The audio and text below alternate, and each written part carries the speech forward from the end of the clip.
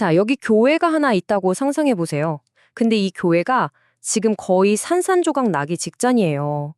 누구를 따를 거냐 편가르고 싸우고 도덕적으로도 문제가 많고 서로 잘났다고 뽐내기 바쁘고 바로 이런 교회를 향해서 사도 바울이 쓴 편지가 바로 고린도전서입니다. 이건 그냥 안부 편지가 아니에요. 이건 정말 무너져가는 공동체를 향한 바울의 절박한 외침이자 처방전입니다. 세상에 성공과 화려함이 가득한 도시 한복판에서 이렇게 쪼개질 대로 쪼개진 작은 공동체가 대체 어떻게 다시 하나가 될 수 있을까요?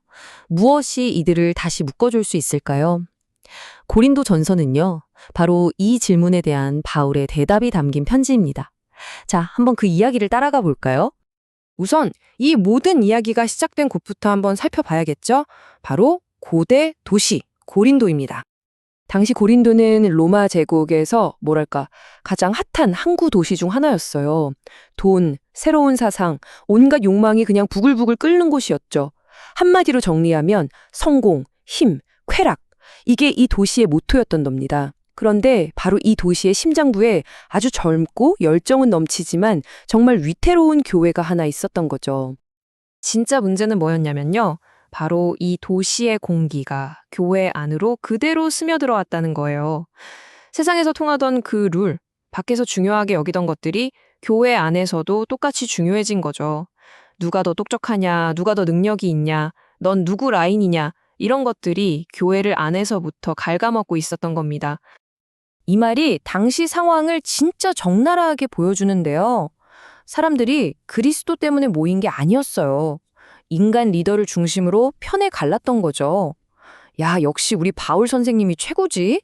무슨 소리야? 아볼로 설교 들어봤어? 비교가 안 되지. 이런 식이었던 거예요. 이건 뭐 교회가 아니라 거의 아이돌 팬클럽처럼 되어버린 거죠. 자, 이 모든 소식을 전해 들은 바울이 진단을 내립니다. 이 모든 혼란의 뿌리에는 딱 한 가지 문제가 있다고요. 그게 뭐냐? 교회가 가장 중요한 것, 복음의 심장부를 완전히 잊어버렸다는 겁니다. 그럼 바울의 처방전은 뭐였을까요? 뭐 더 유능한 리더를 보내는 거? 아니면 규칙을 더 빡세게 만드는 거? 아니었습니다.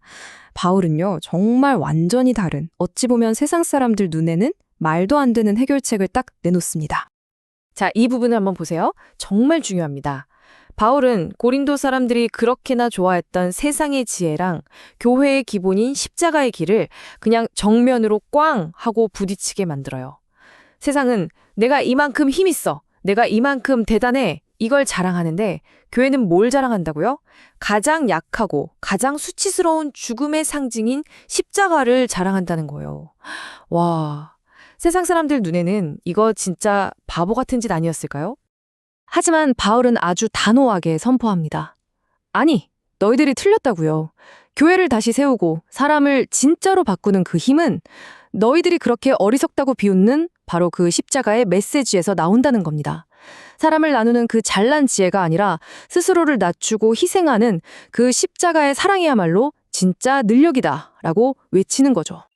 자, 그럼 이 십자가의 길이라는 게 그냥 좋은 말이구나 하고 끝나는 게 아니에요.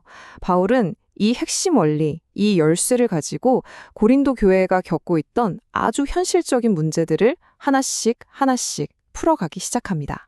편지를 보면 정말 별의별 이슈가 더 나와요. 뭐 먹는 문제부터 시작해서 성 문제, 교인들끼리 법정 가서 싸우는 문제, 심지어 예배는 어떻게 드려야 하냐까지.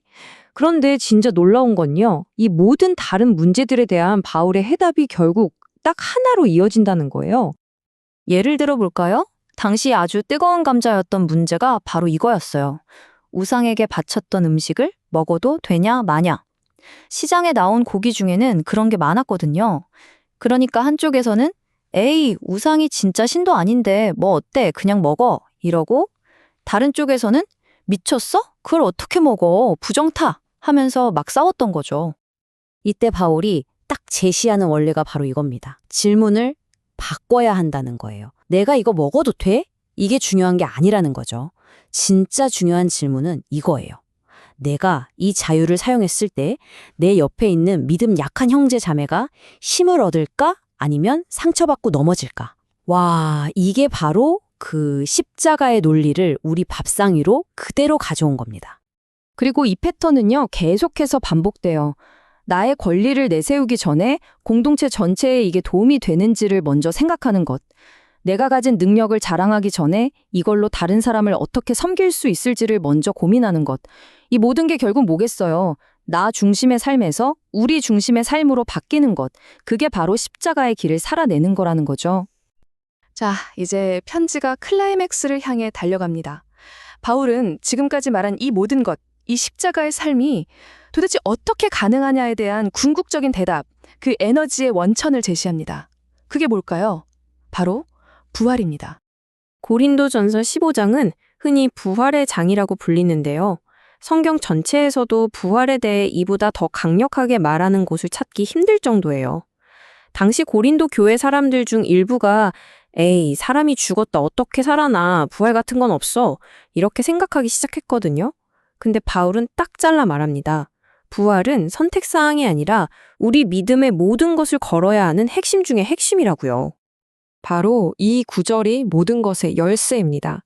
그리스도의 부활이 그냥 와, 옛날에 그런 대단한 일이 있었대 하고 끝나는 게 아니라는 거예요. 이건 바로 우리 미래에 대한 보증수표 같은 겁니다. 여기 첫 열매라는 표현이 정말 기가 막히죠? 이건 앞으로 다가올 거대한 추수의 시작을 알리는 첫 번째 샘플이라는 뜻이거든요. 바로 이 미래에 대한 확실한 희망이 있기 때문에 우리가 지금 당장 힘들어도 기꺼이 손해보고 희생하는 그 십자가의 길을 걸어갈 힘을 얻는다는 겁니다. 자, 이제 바울은 이 길고도 뜨거웠던 편지를 마무리하려고 합니다.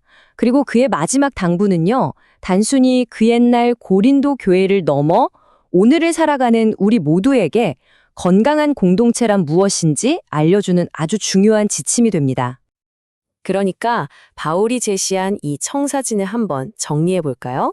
첫째, 십자가 앞에서 내가 잘났다는 교만을 내려놓고 겸손하게 서로를 섬기는 것. 둘째, 그 겸손을 바탕으로 공동체 전체를 세워주는 사랑을 실천하는 것. 그리고 마지막 셋째, 이 모든 것을 지탱해주는 부활의 소망을 매일 붙들고 살아가는 것.